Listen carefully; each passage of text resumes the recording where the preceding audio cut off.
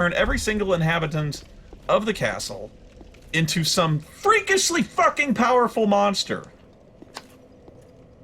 Because he can do that. Whatever.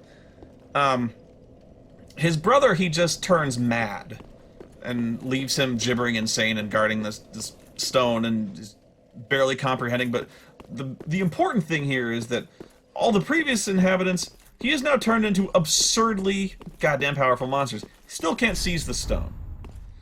But that's where the players come in. So, the way this starts, first off, Garloth realizes he cannot act directly. He's sworn not to, he can't do it. So I'm going to act indirectly. I'm going to have other people do it for me, which, even that seems like a fairly important loophole the gods would have realized. Whatever. So I have to act indirectly, and I have to make this as unsuspicious as possible. Because they have to... I mean, obviously this is going to seem like some mega important thing. You know, this stone is... They're going to be suspicious if I just go hire people to go get this stone and give it to me. So, you know, obviously, they've got to go to this castle, get this really huge magic stone that's obviously magic, and they won't ever be able to identify it because it's the fucking seed of existence, right? So he's like, well, I can't just go in there dressed as an old man and be like, hey, can you go to this horribly dangerous castle that teleports at random and go get this stone? And so, I'll pay you $100. You know, can't do that. So, I'm not even kidding when I say, like, the first third of this book is Garloth trying to passively aggressively push the players towards this castle. To that end, he has gone on a recruiting spree and hired actors. And so the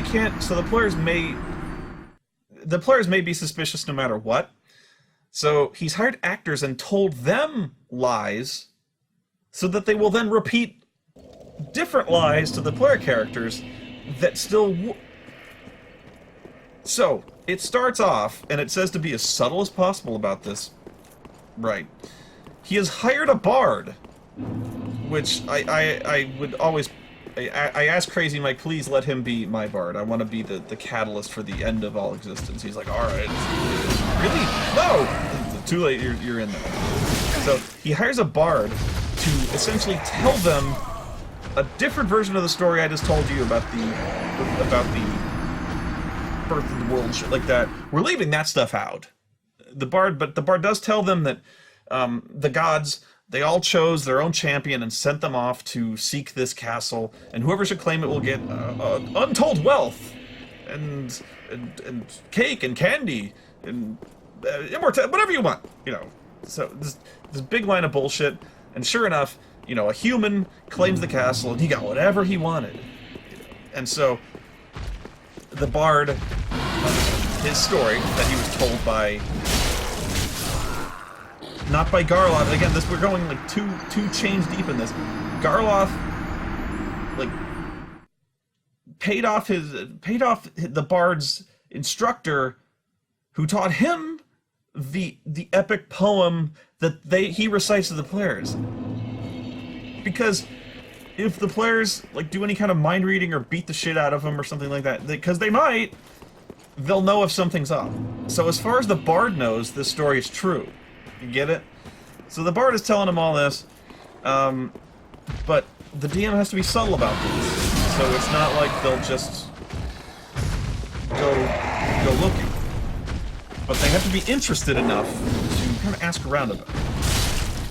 This is where the campaign is weakest. Obviously, right? So the bard is telling them about all this stuff, you know, the greatest heroes of legend were always the ones who, you know, found this stone, and it'll set you up for life, and, you know, if you want to prove yourself as the greatest heroes, there's great evil to be slain, and anyone who claims the stone... So, the players are then supposed to ask the bard, where the hell did you hear this? And he goes, what, you don't know this story? My mentor told me. He's been alive for 200 years. He's an elf or some shit. You know, and this is an ancient story. He said was passed down to him, and I'm passing that. It's a great story, isn't it? So they're like, that's, yeah, I guess. So they're supposed to ask him where his mentor is, or there's a lot of contingency plans in here in case they don't ask. You know, what if they just ignore it? Well, the book goes on and they're like, well, just you can just have the guy be in their path. You know, one way or the other, they're getting on this fucking path. So sure enough, they find the other guy, and he basically confirms what the other guy told them. But to make them suspicious, or to allay suspicion that this isn't a, you know, the quest itself isn't a trap, he's actually hired people to attack them in an attempt to. He's told another adventuring party about the legend as well, so that they will eventually follow the players and try to kill the players to get the fake information that they just got. Which adds legitimacy to the story, because if people are trying to kill them to get the map or whatever it is, this information, it's gotta be legit. Which in its own way makes sense, but my god, this guy is puppet mastering all this stuff. I guess he's had time to plan, right? Although, if he'd taken all this time to plan things so meticulously, he probably shouldn't have taken the time to polymorph all of the inhabitants in the castle into fucking beholders and dragons. Maybe he should have turned them into, like, mushrooms. Or kobolds. Or ducks. The whole monsters that could rival a 20th level party thing might have been an error. Because obviously you're running the risk that the players will most likely be disintegrated. And quickly. But do you want to play the Apocalypse Stone or not? The answer's probably no, because you're gonna die. But, fuck it. So, they go, and the whole thing is orchestrated before Garloth himself will appear before them, looking like the fucking Morning Star. It even says he appears as some kind of radiant, flowing blonde hair, glowing, floating 12-foot-tall bastard who's he congratulates them, and he says, you've shown your perseverance, and you've declared yourself to be on this path, and I am Garloth, and I will help you claim the stone. And they, the players are like, how? If they don't attack him outright. They probably won't. They're probably just too baffled by this giant glowing blonde guy. He goes, what? Yeah, he goes, he says, well, by following this, and he gives them a ring, I believe. It's like they're just gonna put that thing right on. He goes, but this ring will, if you just follow where this ring leads you, it will eventually lead you to the castle. Which is true. It actually does. So, I guess it's meant to build some kind of trust. But the point is, he tells them that, well, obviously this is a very dangerous island, I'm not going to lie to you, but if you can prove your worthiness, that you're true heroes who seize the Stone of Corbinet, and then bring it to me, all that bullshit about the wealth and the magic and the happiness, I'll do that. Really, I'll do that. So the players will be like, okay. Although, if the DM has been a Monty Hall DM up to this point, maybe the players aren't that suspicious by it. The promise of untold wealth and magic swag and stuff like that. Not much different than what's normally going on. So, in a way, it might actually be a decent setup. Be like, hey, a giant angelic guy is going to give us money. Yeah, right. I don't think many players would fall for this, especially with what happens next. So, what happens is they eventually find the island. The castle is settled on an island. By the way, don't show them this map. That might be a tip-off that things are not as they seem. Well done. So, they get to the island, and they better realize right away that this is beyond screwed up.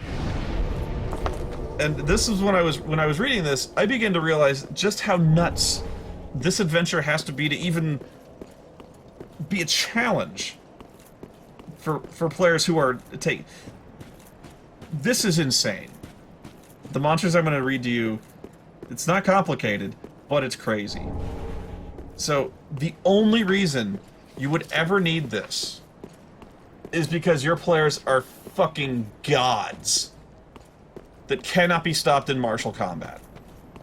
So, as the game goes on, the combats get harder. Each one of these monsters in here would be a campaign-level threat to even high-level parties. And in this one, you're facing like 3 to 6 at a time.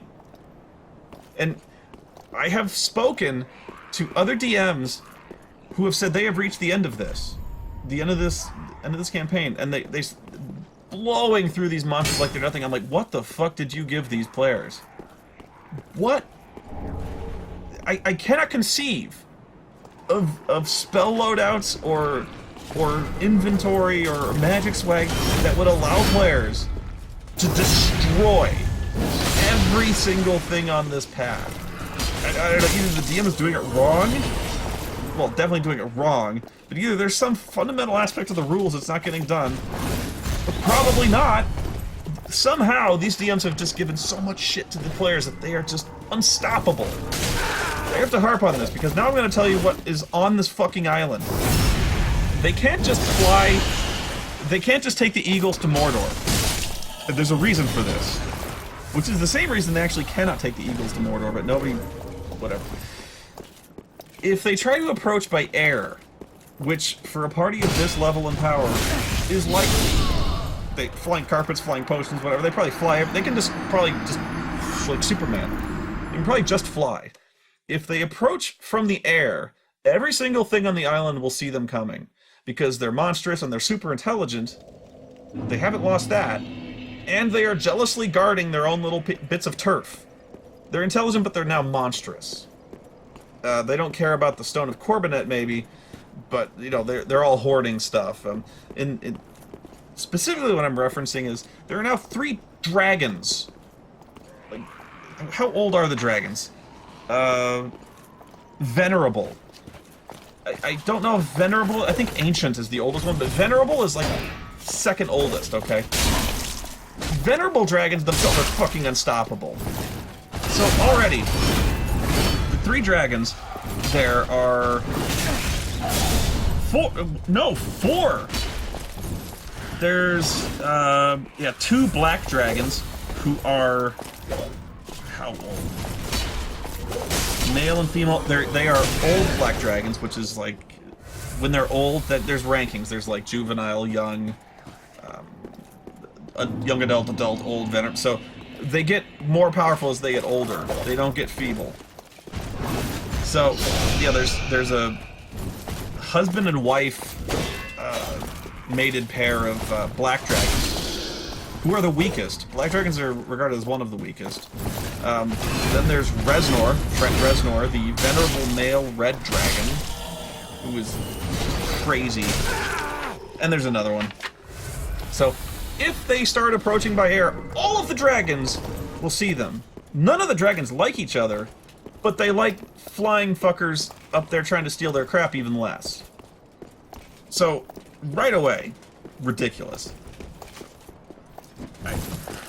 If you want to read the monster entries, you know, be my guest. Go to the AD&D thing, but so sure enough, actually, I think Crazy Mike's party was not flying. They decided to walk it out and then take a boat. But sure enough, they weren't exactly subtle. Never have been. So at some point they just cut their way through these dragons. Crazy Mike was not exactly doing what I had been saying with dragons, like circle strafing. These dragons actually had a sense of fair play and were willing to just nicely stay on the ground and claw things out. By all accounts, dragons should just rip through them, especially since they are 22,000 experience points divided among the party. It gets worse. There are... oh, by the way, how are there dragons on the island? Interesting question. Who did he turn into dragons? Oh, they are the, he turned all the captains of the captains of the castle's personal guard of the king into dragons. Okay, even in 8th level magic, that doesn't exist. Unless you just, like, repeatedly cast a wish spell over and over. No, he didn't. Then, he's turned most of the other... I believe he's turned the... There you go. That was good. I like that Rage Blade. That was crazy. Hey, how's it going? You want to do an ARAM with us? Okay. Oh yeah, Dark Souls 3. Alright, I'm gonna go grab a drink of water. I'll be right back. Okay.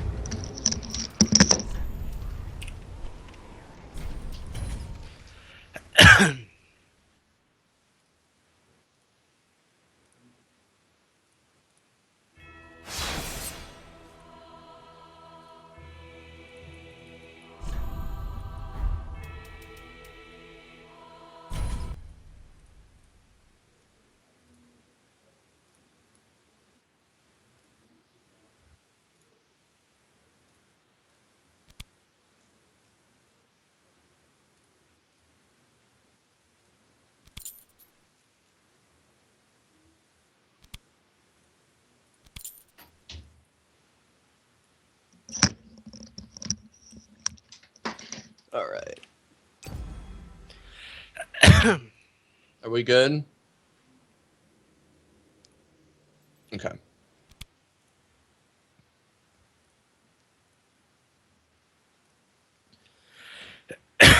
So how has Dark Souls been going? That's good.